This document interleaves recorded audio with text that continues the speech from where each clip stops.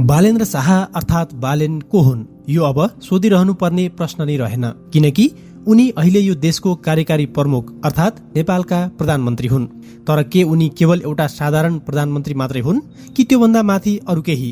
प्रधानमन्त्री बनेको झण्डै 2 महिना हुन लाग्यो, तर उनको अस्वाभाविक गतिविधि र अचम्मको मौनताले यति बेला उनको आफ्नै पार्टी राष्ट्रिय स्वतन्त्र पार्टी मात्र होइन, देशका उच्च पदस्थ कर्मचारी, न्यायाधीश र विदेशी कूटनीतिज्ञ समेत रणभुल्लमा परेका छन्।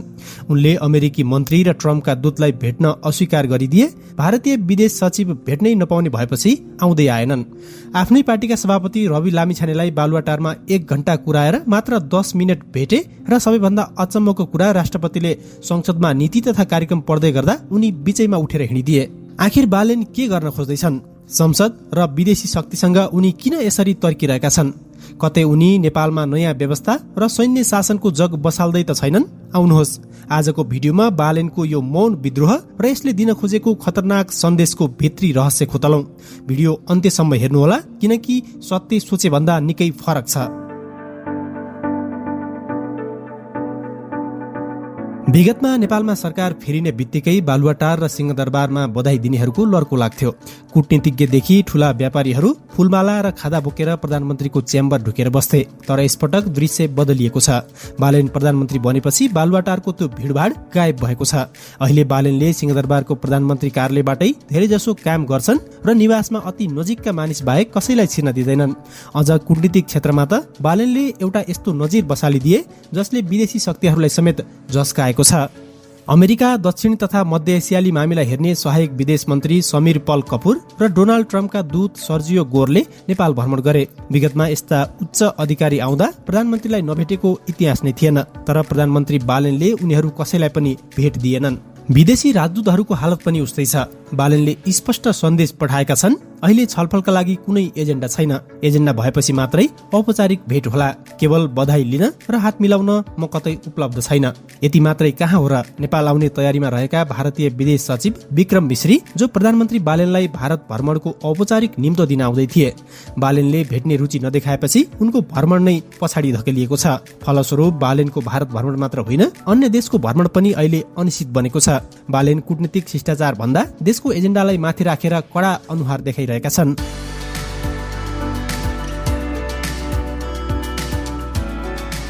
विदेशी त टाढाको कुरा भए, बालेनले आफ्नै पार्टीका शीर्ष नेता र मन्त्रीहरूलाई समेत सहजै भेट्न दिएका छैनन्। केही समय अघि एउटा यस्तो घटना सार्वजनिक भयो जसले रासोपा भित्रै ठूलो तरङ्ग ल्याइदियो। पार्टी सभापति रवि लामिछाने सांसद दीपक बोहरालाई लिएर प्रधानमन्त्री निवास बालुवाटार पुगेका थिए। देशको सबैभन्दा ठूलो दलको सभापति, जसकै पार्टीको जगमा बालेन प्रधानमन्त्री बनेका थिए, उनलाई प्रधानमन्त्री बालेनले झण्डै 1 घण्टा कुराए र भेटे पनि जम्मा 10 मिनट। त्यो 10 मिनटको कुराकानीकै बीचमा बालेन अचानक सिटबाट उठे र हिँडिदिए। पछि सचिवालय मार्फत खबर पठाइयो, प्रधानमन्त्रीको सुत्ने समय भइसक्यो।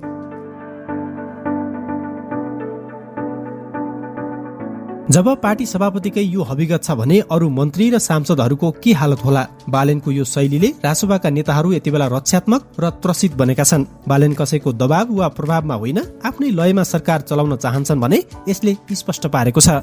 बालेनको शासन शैलीको सबैभन्दा ठूलो विवाद भनेको संसद प्रतिको उनको उदासीनता हो। संसद लोकतन्त्रको सर्वोच्च थलो हो, तर बालेन संसद बैठकमा जाँदैनन्। उनी रासोपा संसदीय दलको नेता हुन्, तर दलको बैठकमा पनि जाँदैनन्। गत 28 वैशाखमा जब राष्ट्रपति रामचन्द्र पौडेलले सरकारको नीति तथा कार्यक्रम प्रस्तुत गरिरहेका थिए, प्रधानमन्त्री बालेन बीचमै उठेर हिँडिदिए। संसदको अपमान भएको भन्दै नेपाली कांग्रेस, नेकपा एमाले, नेपाल कम्युनिस्ट पार्टी, श्रम संस्कृति र राप्रपा सहित विपक्षी दलहरू आगो भए। उनीहरूले लगातार संसद अवरुद्ध गरे र प्रधानमन्त्री आफै आएर जवाफ दिनुपर्ने माग राखे। तर बालेन संसदमा आएनन्। सत्ता पक्ष रासोपाले प्रतिनिधि सभा नियमावलीको नियम 38 लाई अगाडि सार्दै भन्यो, प्रधानमन्त्री आफै आउनुपर्ने बाध्यता छैन, मन्त्रीले जवाफ दिए पुग्छ।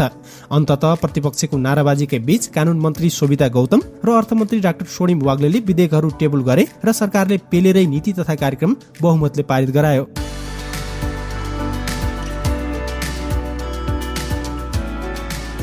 संविधानविदहरू बालेनको यो कदमलाई संसदीय व्यवस्थाकै अवहेलना भनिरहेका छन्। प्रधानमन्त्री संसद भन्दा माथि हुन सक्दैनन्, तर बालेनले संसदको अघिल्लो र चालु बजेट अधिवेशनलाई एकपटक पनि सम्बोधन गरेका छैनन्। उनी संसदबाट 12 हाते दूरीमा बसिरहेका छन्।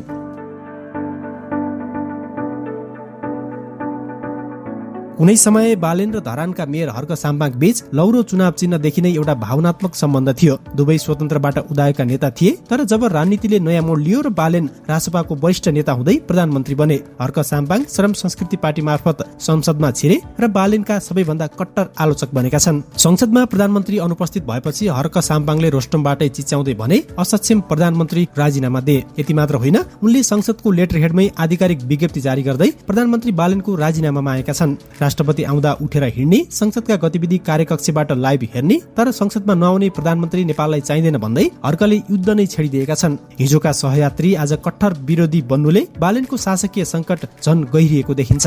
तर बालेन के साँच्चै कमजोर भएका हुन् त? विश्लेषकहरू भन्छन् होइन।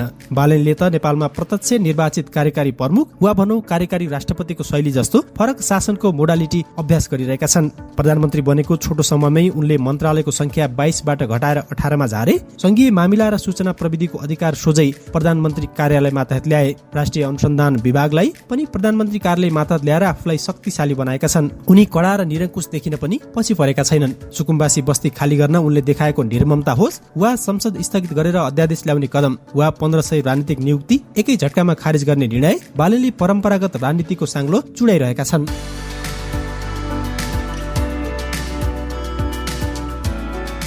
भिडियोको सुरुमा हामीले प्रश्न गरेका थियौं, किन मौन छन् बालेन र उनले यो मौनताबाट के सन्देश दिन खोजिरहेका छन्? यसको उत्तर निकै गम्भीर छ। बालेनको यो मौनता र संसद प्रतिको उदासीनता कुनै आकस्मिक हट होइन। यो त स्थापित संसदीय व्यवस्था, पुराना राजनीतिक दल र परम्परागत शासकीय प्रणाली विरुद्धको एउटा मौन डिजिटल वा प्रशासनिक विद्रोह हो। बालेनले यो देशलाई र संसदलाई यो सन्देश दिन चाहन्छन् कि म यहाँ भाषण गर्न, संसदमा कोरम पुर्याउन वा विदेशी दूतहरूसँग केवल शिष्टाचारको कफी पिउन प्रधानमन्त्री बनेको होइन। म परिणाममुखी काम गर्न आएको हुँ। उनी सामाजिक सञ्जाल र आफ्नो एक्सन मार्फत सोझै जनतासँग जोडिन चाहन्छन्, संसदका बुर्जुवा प्रक्रियाहरूसँग होइन। उनी वान म्यान सुपेरियर अर्थात् एउटा बलियो कार्यकारी प्रमुख बनेर थिति बसाल्न खोज्दैछन्। तर प्रश्न अझै बाँकी छ। संसद र संविधानलाई बाइपास गरेर गरिने यस्तो अभ्यासले लोकतन्त्रलाई बलियो बनाउँछ कि निरङ्कुशतातिर लैजान्छ? बालेनको यो फरक शैलीले देशलाई नयाँ उचाइमा पुर्याउला या सैनिक शासनको ढोका खोल्ला? यो त समयक्रममा खुल्दै जाने रहस्य नै हो। तपाईलाई के लाग्छ? प्रधानमन्त्री बालेनको यो मौनता र संसद छल्ने शैली सही छ या गलत? आफ्नो विचार तल कमेन्ट बक्समा लेख्नुहोला। भिडियो मन परेमा लाइक, शेयर र च्यानललाई सब्स्क्राइब गर्न पनि नभुल्नुहोला।